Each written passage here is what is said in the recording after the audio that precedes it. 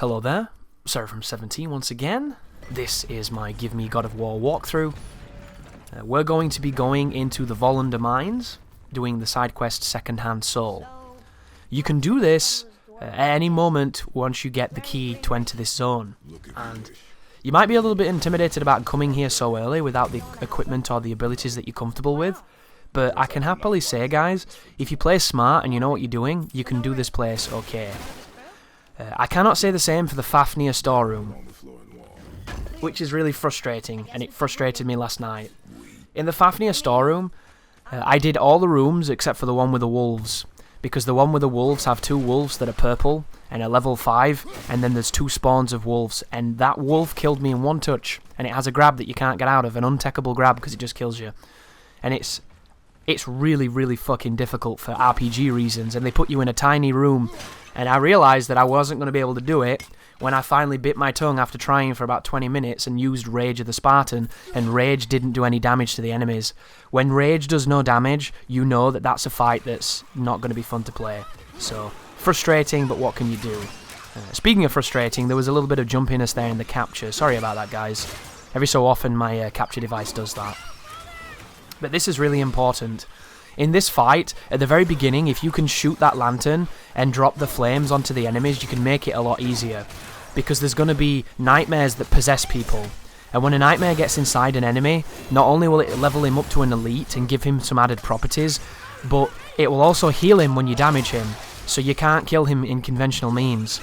And to get them out, you have to either kill them or stun them. And usually when you stun them, the nightmare falls outside of them, but for whatever reason just then it didn't, so I was able to grab him and tear him apart. But this can be really tricky, this fight.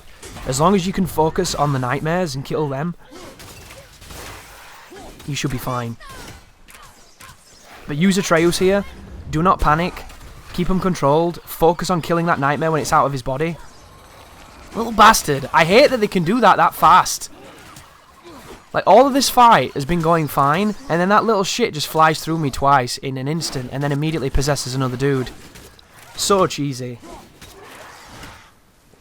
And these are some of the toughest kind of fights on this game. The ones where they put these enemies that enable terrible things to happen. Look at his regen. You see how fast he regens?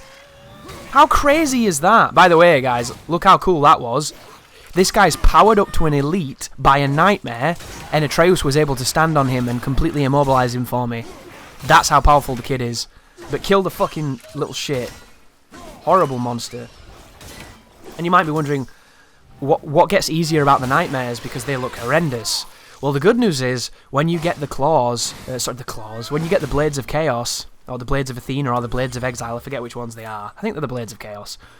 When you get the blades, you can grab them and kill them instantly by chucking them into their enemies or just snapping them in two. So all you do is essentially you throw the axe at them and they die, and it becomes way, way better. But at the moment we don't have that, so they're going to be a nuisance. And the second fight in this area is made really difficult because of nightmares. But I came up across a really good strategy that I'm going to exploit. I say exploit, that I'm not going to use, that exploits the way that the spawns work in this game. So, you know where we just entered in via that gate I just lifted up? You want to remember that if you're having trouble on the fight that comes up after you look at the Ancient. We're going to go into a storeroom, we're going to go into a room just down there, we're going to see an Ancient, and then when we come out of it, the spawn's going to happen. There's going to be a lot of Draugr, heavy Draugrs as well, and then there's going to be nightmares possessing them. And when the nightmares possess them, it becomes an absolute Laurel and Hardy joke of a fight. It's very difficult, they're hard to stun, they're hard to kill. The nightmares just keep popping in all the enemies, and it's really, really tough. However, I figured out that if you move all the way back to the entrance of the room where that doorway that we opened, if you go through that doorway, it forces a despawn of the enemies, but it doesn't get rid of them. It's an interesting scripting. It kind of makes the enemies go neutral, and when they're neutral, the nightmare comes out of the enemy, he pops out. So what you can do, if you want to, it's a really, really effective strategy, and I'd totally say do it, because I'm not gonna, and it's gonna be way harder. But you go all the way back to that entrance, you trip that wire, the nightmare comes out of the body, and then you kill it. And then you fight them as normal Draugrs, and it makes it a much, much better scenario. However, I'm stubborn, and I wanted to smite them, so I'm going to fight a big war of attrition. The good news is, I'm at the level with the game that I'm good enough to do it, but the bad news is it's a hard fight, and it's a long fight, and those two things can lead to failure. So if you want to get better at understanding the enemies and controlling the environment and moving around the environment to your advantage, then this could be a really good fight for you. Another aspect of it that's really useful is the pots. Those pots just there that you saw on the floor, they do incredible damage if you detonate them with an axe throw when they're near the enemy. The big problem, however, is that if you're close to it, it damages you as well. And at this moment in time, my goal in almost all of these fights is to not get hit, because when I get hit, it annoys me. And I believe I'm going to get hit in this fight by a pot. And if I don't, I got hit in the previous fight by a pot, and it put me off using the pots, even though the pots are incredibly good. So, if you're like me and you have a problem with getting hit, you might want to be careful with the pots, but there's no denying that they're amazing. It's just you can get hit in some silly situations in this game. Like, for instance, if you parry an enemy into the pot and it blows up, you'll take damage, even though you should be invincible in the parry animation. It's really weird. And additionally, you cannot break those magic pots with your axe. Traditionally, you have to throw it. And the detection on the throws for them, kind of weird, it must be said. But I'm just going to break all the stuff, and I'm going to open the doorway. And ironically, the Ancient is easy. He's the easiest fight in this dungeon. It's this that's the hard fight. So immediately try and get rid of this knobhead, because this is where everything's going to get annoying. And immediately the other knobhead fills him, and then this gets bad. Look at that regen on his life. So I'm going to back up, and I'm going to try and bait that other guy into the pot. But I need to be careful here, because if I do the wrong moves and the wrong actions, I can end up invoking a nice bit of splash damage. But here comes Daddy Big Tits and his stupid nightmare extraordinaire experience. There's one dead Draugr. Here's the next spawn of Draugrs. That's me checking my back. And that's me injuring myself with the pot! God damn it! Ah, the frustration factor in that. I was close to the pot then, though, so I can understand that. But later on, guys, we're going to break a pot just to do it after a fight, and it's going to damage me, and I'm nowhere near it. And that one I take massive insult from, because that shit's just bullshit. But the normal enemies are fine. It's just him. You cannot kill him, because he heals so quickly now thanks to the nightmare. And stunning those big enemies takes like 40 minutes. Did I hit myself again? God damn it. You see what I mean, though? Oh, that frustrates me just watching it. How did I miss that first hit? Ridiculous. And then I hit it on the way back. Stop being a liar, goddammit. But it seems like I'm going to come for the melee guy. The melee guy's purple, but look at the damage he takes. There's no way he used to take that damage. There's just no way. That's one of the amendments that they've changed in the patch. I know it is. Because when I was first playing this game, I was getting pissed off because when I threw my axe at fucking scrubby projectile guys, it did no damage to them. And now it does. And that's a beautiful change. I'm going to Executioner Cleave him. Yeah. You see that, though? He was able to carry an animation through a fall. What a bastard. I'm hopefully going to hit him with this pot, but get back. No, that's too close, Chris. Too close. You've already just been hit twice from this. Oh, wow. It didn't hit me that time. Interesting. But there's no way you're killing this enemy. You have to stun him. You have to stun him. But my advice for this fight, if you're going to do it like I'm doing it, kill the others first. Leave him for the end. This guy just refuses to take stun damage and refuses to take normal damage. The good news is the Executioner Cleave is really good at building stun. And I'm hoping that the runic moves are going to help as well. I should be using the boy to shoot him, but I'm not. And one good thing about this particular enemy that makes it balanced is when it possesses them, the stun bar doesn't drain the same way it does with normal enemies. Oh, be careful here, by the way. If he hits you through the wall, which he can do, no mercy. Because as much as you're cheesing him, he can cheese you back. Just with that big vertical swipe anyway. Because I've been hit doing that before. This is a fight where having the blades would be useful. Because the blades have really, really good knockback. And have really, really good bounce properties. Whereas the axe just doesn't. This guy's so close to having it come out of him.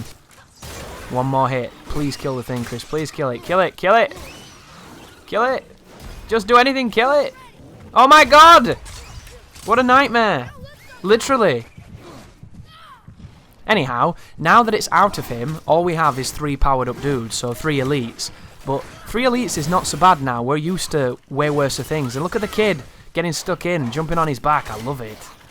Such a useful move. But now, these normal attacks have to be parried. They can't be blocked. so be careful of that. If you're new to the game and you're just watching this video and you're wondering about it, whenever an enemy has a yellow ring as they swing, it means you have to block it precisely. It will break your block if you just hold it. Whenever an enemy has a red one, it means you cannot parry it or block it, you have to dodge it. And I disagree with that, personally. I think you should be able to just frame it. Anyhow, there goes that elite, and then there's just this guy left. And we got beat up a little bit by fire pots and various other things. But this is a really tough fight, and these guys are level 4, and I think I'm only level 1, so in the grand scheme of things, I think we did okay. Once again, guys, you don't have to do this at this time. You can come back later if you're not comfortable with this. But I'm doing it because I like this quest, and I was thinking about maybe getting some ancient armor, and to do that, you have to kill them. But the best part about the ancients is that they're shit. They have the most predictable, boring pattern, and they never change. They never get harder, they never evolve, they're always garbage, and they've got a lot of life, and they take a big beating, but fundamentally, you should be okay. So, I didn't realise to open the door forward you have to break the seals here. I thought these were all leading towards a Narnia chest, and because I've been ignoring the Narnia chests, I end up taking a while to do this puzzle, so I'm going to apologise in advance. The final one of these urns is in the room where we looked at the Ancient, I believe. But I didn't know, and because this is the second time I've been in this location, I don't know it as well as I would have liked to. So, apologies for this, guys. Just skip ahead if you want to. I'm just going to be looking for it, but I believe it's in the room where we started that previous incredibly frustrating fight against the nightmares. So it's just on your right in here, I believe. Turn right, Chris. Oh no, it's just in front of me, sorry. Just there. There you go. And now we can go through the doorway. But you do get some good stuff for doing these, and you also get resources to upgrade yourself. And that's the reason that we're here. We're trying to get resources to put some strength onto some things, to make this a little bit easier. Because the stronger your Kratos is, the more capable he is, and if you're a capable player, you'll be able to achieve a lot of great things, and it's just the way the game works. It's not going to stop enemies that are 2 and 3 levels higher than you from being absolute bullshit machines, but it's going to make enemies at your level and a little bit stronger than you feel a lot more fun to fight. Stay quiet. Make no sense. Be careful here, guys, because the Ancient can set off the pots, and when the pots get set off, they will damage you. So you want to be really careful of that. Additionally, the chunks that fall out of the Ancient can be thrown back at him, but I'm not a big fan of doing that because sometimes it takes a while to get back to the chunks, and after a while they blow up. So when they blow up, it damages you. And I failed this fight to take no damage a couple times because of those chunks. And it really pissed me off. So instead of failing it, I decided to play a little bit more defensive and avoid the chunks. So if you're wondering why I'm not doing it, it's just because on the previous attempt I got this guy to low life and I was running in to do an Executioner Cleave to do some damage to him, like this, and then one of those chunks made me flinch and did chip damage to me. And I was really pissed off. I think I should have done more damage here before I went into the grab. If you want to one-cycle the Soul Eater, you want to do R2 and then charge the second R2 maybe, and it should be enough to kill him when you grab him after the cleave. But that wasn't just then, so he knocked me off. But squeeze as much damage as you can before you grab him, but understand that if you grab him too late, he'll recover and you won't get the grab. So do a couple hits, and then grab, and then max damage him. But look at Atreus getting stuck in, tripping the elite, jumping on the elite's back. Now that he's got this advanced combat, he's become so much more effective. Look at him, he's so good. He's really strong, it's crazy. And that's not even mentioning Atreus' arrows do more damage than our fucking parries, which is depressing, but true. I've never understood that. And it's even in the footnotes for the difficulty that the parries do reduce damage. Why? It's a goddamn parry. The whole point is rewarding skillful timing over scrubby blocking.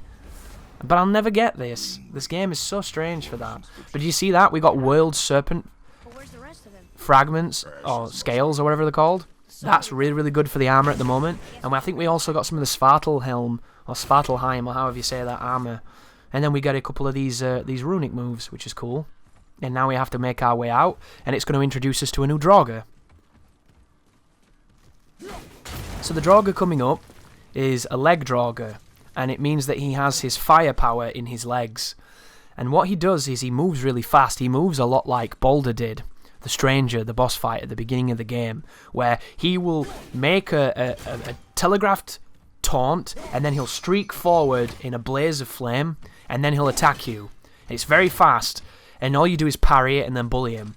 And it's an enemy that's designed not to be chased down, because when you chase it, it just evades, and its evades are way better than yours. So just wait for it to come to you, parry it, and then launch it and punish it. It's the best way to deal with it. Or do the Executioner's Cleave, whichever one you prefer.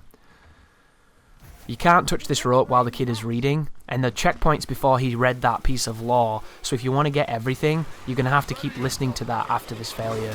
But here are a couple of nightmares, and that's the only reason that this fight's even remotely memorable. Because when the nightmares get inside things, things get awkward. Did you see that just then? Boom. This guy's very fast, but get used to him, because he's not so bad. And if you can parry him like that, into that pot, it will hit him on detonation and do the most damage the pots can do. Which is really, really good news. But watch him heal. Look at his healing. See it? Look how fast the nightmares heal them. It's insane, dude. Damage racing these nightmares is almost impossible. Like, nothing you do can damage them as fast as he's healing right now. You have to stun him. It's so dumb. I don't think that this nightmare should take any damage. I think if you embed an axe in them, they should die. You know what would be cool? If you throw the axe in them, and it stuns them, and the axe embeds in them, and you can't get it back, but if you run up to him, and you press R3, he grabs the axe with them in it, and smashes it into the ground, getting rid of them. How cool would that be? It'd give you more options to grab. And that's one of the things that bugs me about this game. God of War is about fucking grabbing enemies. It's about repeatedly grabbing and smashing and slamming and punching and stomping and just being a bad person, right? And this game has none of that. This game has like one grab for every enemy and you never see it. Whereas the old game had 2 grabs for every enemy and there was more enemies. Like, this game has tons of different Draugr, but the animation to kill the Draugr is the same. And that's a shame, dude, because the grabs were my favourite part of God of War, and they were so good. And this game, you could go through this difficulty never grabbing anything other than the trolls, because you just don't get it on the enemies unless you know how to stun them, and you're trying to stun them, because it's just one of those weird things. I'll never understand it. But here is a shield Draugr with 2 projectile Draugrs, and the projectile Draugrs take really, really good damage because they're not too high level, and they're much more balanced now, which I think is beautiful. And I'm interested to see whether or not this is placebo, and I'm imagining the differences, or if the patch has made that much of a difference. So what I'm going to do, guys, is I think I'm going to play this difficulty again, and I'm going to do it offline on an unpatched version of the game, because I want to see just how different it is. Because I know the game was different. I really do. But there we go. And that's something to talk about as well. You just saw it for a little moment just then. I got a gift of strength just then, probably from a launch or from a throw from my axe. On your armor, and sometimes on the enchantments that you put in the armor, you can get these abilities that have a low, medium or moderate, and high chance of proccing, depending on the actions that you do.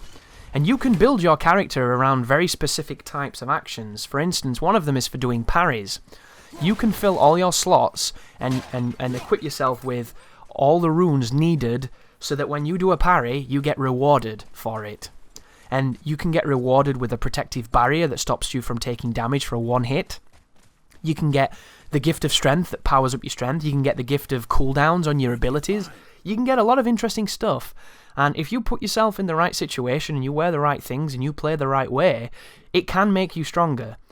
You can also augment your character towards them via statistics, but we're going to talk about that a little bit in another video. So thank you for watching, and you take care now.